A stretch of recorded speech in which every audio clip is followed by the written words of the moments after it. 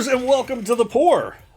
Hey, everybody. This part of our show, Risky Business, live on Saturday nights, is where we try something we've never had before, and then tell you all about it, and then share those results on Untappd.com. Untappd.com/user/Mr. Wilkinson and Untappd.com/user/Cheese Scratch. Add us as friends. We will always say yes because we are needy. filthy, needy, horrible people. Or whatever. I'm a pretty good person, but you know.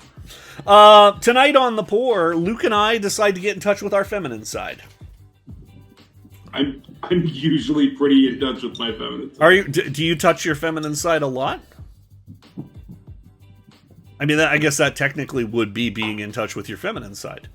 Yeah. Okay, well, I am also in touch with my feminine side.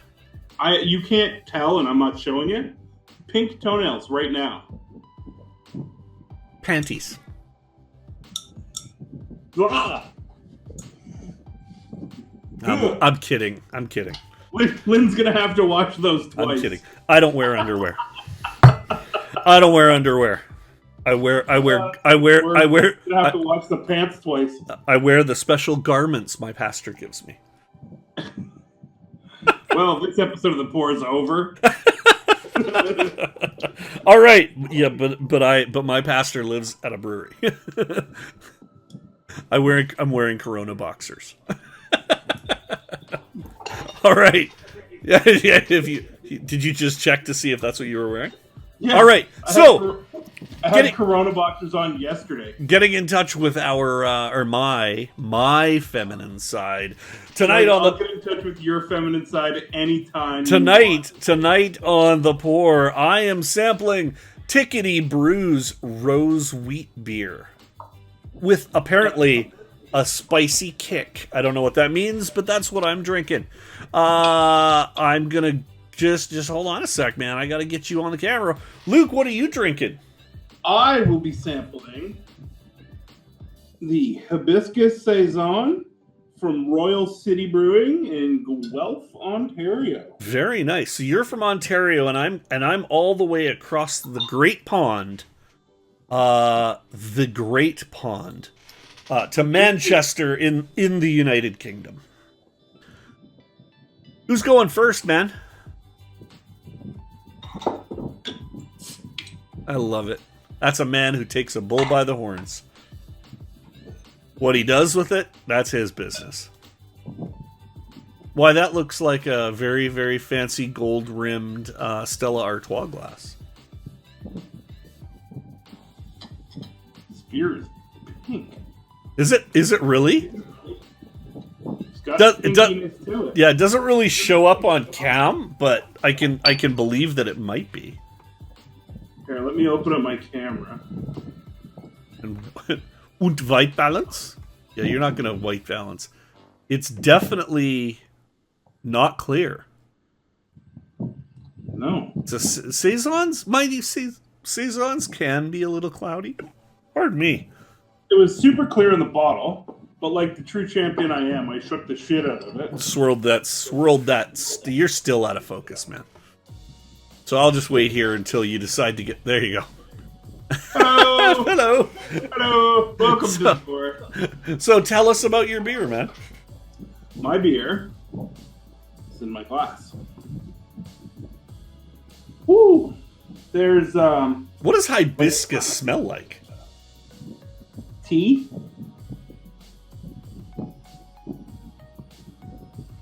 There's like a sourness. Saisons can have that, I guess, from time to time, so...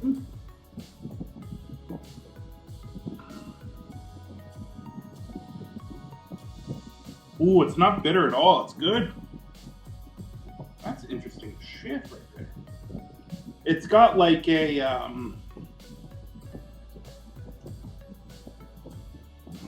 grapefruit juice kind of color. Like, I know that, like, I've got my colors set so that I look good, and it doesn't do it justice.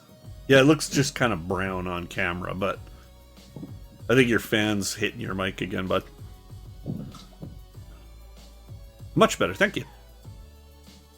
It's nice and light. It's got there's a cloviness to it. You can tell the hibiscus is there. No hop profile at all. It's all malts, and they're subtle. Like it's hibiscus is definitely the prominent flavor. And it's there to play with those yeast esters. And like I say, it finishes with like a clove. Like but it's a saison. Like it's the thing about saisons, and anybody who, you know, just casual drinkers wouldn't know this, but saisons are a farmhouse style from traditionally north of France, southern Belgium, but they're a farmhouse style seasonal summer beer, and the way yeast works. Yeast is cleanest when it's nice and cool, well-fed, and happy. When you make yeast hotter, it produces something called esters and phenols and polyphenols, and those are sort of additional flavor compounds. They can be fruity, they can be peppery, they can be spicy, they can be tart, there are all kinds of things that they can do, but they don't exist in a beer unless the beer is fermented warmer than the yeast's desired range. Saisons, like a typical yeast, ferments 68 to 70 degrees, 64 to 70. Belgian yeasts like 64 to 76-ish. You can ferment saisons at 82 or 84 degrees, up in that 30 degrees, this beer in your garage in the summer. Up around that 30 degrees Celsius mark, and when you do that, you get cloves, you get pepper, you get bubble gum, you get all of these really strange flavor profiles. So saisons are always interesting that way. But it's like this particular beer, and florals are a good match. Very clean. Yeah, it's light. It's not overloaded with those. Like it's clearly hibiscus, clove, and it's like grapefruit juice if you didn't have the sour, shitty pucker factor of grapefruit juice. Oh, okay. So you're good with that beer. I like it. All right. On my side of the no, I was going to say Continental Divide, but I'm not. I'm on the same side as him. On my side of the Canadian Shield, Tickety Brew, brewed and bottled by hand. This is a rose wheat beer. So, all I know is the back of the bottle says this beer is alive. If you want to leave the sediment in the bottle, do it. If you want to drink it in, because it's good stuff. Ingredients: water, malted what? I think that was supposed to be wheat. It says malted what? Hops, yeast, and rosewater. So we should. Oh, okay. Also balanced by a kick of ginger. So that's where they're getting their spicy kick from. So this is going to be rose and ginger, and it is a what beer, not a wheat beer, but a what beer according to the label. So let's give this stuff a go. Looking like a typical wheat so far. Now I'm gonna only spin it. Fill it halfway. I'm going to spin this up. I want to get as much of that in there as I can. Wheats should have, like, without stir, crystal clear. Like, crystal clear. Let's get that sediment in there. Oh, now we're talking. Now we're looking at a wheat beer. All right. So, beautiful. 2 fingers, pure creamy white head, slightly off color or off clear body now with that in there. Sheep shit. It's roses. Like roses. And then that sort of subtle wheatiness like you get from a typical hacker. Floral and a little bit of fruit in there as well. That might be the ginger coming through. Slancha, Agashegudra, or Agashegudra.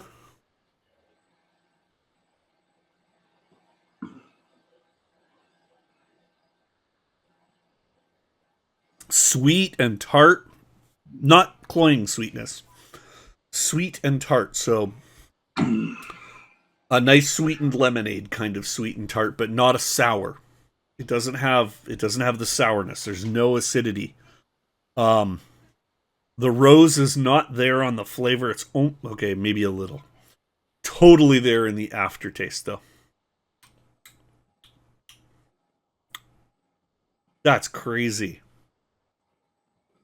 I can't see that flavor working in any other style of beer ever. like ever. Not good. In any other kind of beer, that would not be good.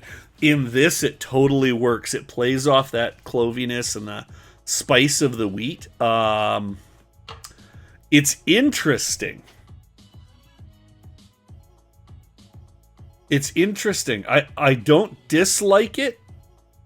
The floral totally lingers, though. The beer itself, with that little bit of ginger, it's lovely. Really nice. Tickety Boo is Tickety Boo. I think it's fantastic. Is it Tickety Boo? Tickety Brew. Oh, it's close. It's Tickety Brew. Which is great. I like it. I like it a lot. Is it crazy over the top best beer ever? No, it's great though for a spin on a wheat beer, and I think it would be a beautiful dinner beer with something light, salads, summer salads, light fish. It would be incredible. It would be perfect for that. So Tickety Brew, rose wheat beer. I'm down with it. Down with the system. With the sickness?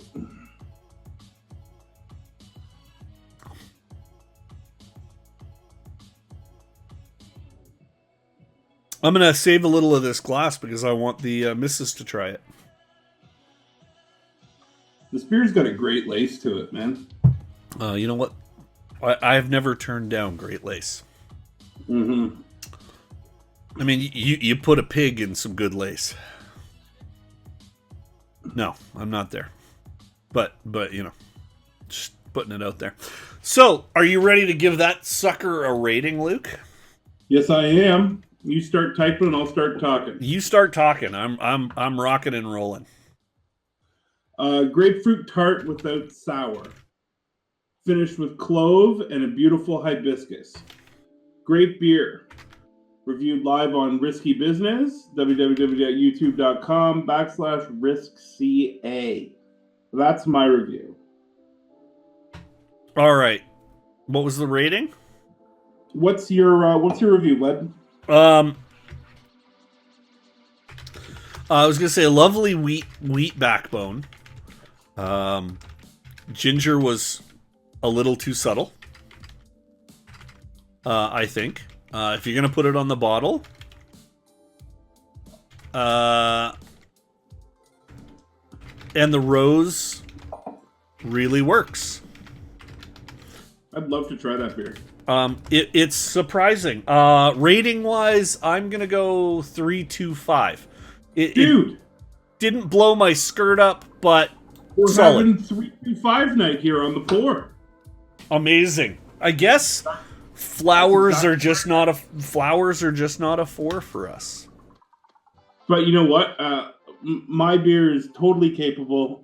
It's a 3.25, but I'd definitely buy another bottle. Nice. And I would absolutely buy this again. It's a bit of a novelty, I think. Yeah, I couldn't drink more than one of them. Yeah, like I think it's a bit of a novelty, and I think it's a great share beer. It's not a beer I would just fill a shelf of to drink, right? No, and I don't think mine either. I don't think any beer you could manufacture with an added flavor whether it's a hibiscus or a rose or a jalapeno or a pimento bean. I don't give a damn. If you're adding a flavor to a style, it's the style that stands on its own that's a fill your fridge. It's the added flavor that's a, hey, look what we made, and you don't do it again, unless you're Brewsters and you put blueberries and everything. So 3.25 /user/G-Scratch/user/Mr. Wilkinson. There you go. 3.25s across the board. 3.25s across the board. If you'd like us to buy nicer beer, you could totally hit us up on patreon.com/Rysk Brewing and throw us a little bit of money like the fine people that already do support us. And they know who they are, and we love you. More than a friend.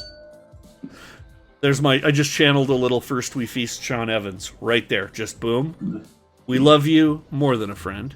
In an awkward, inappropriate way. And I'm okay with that.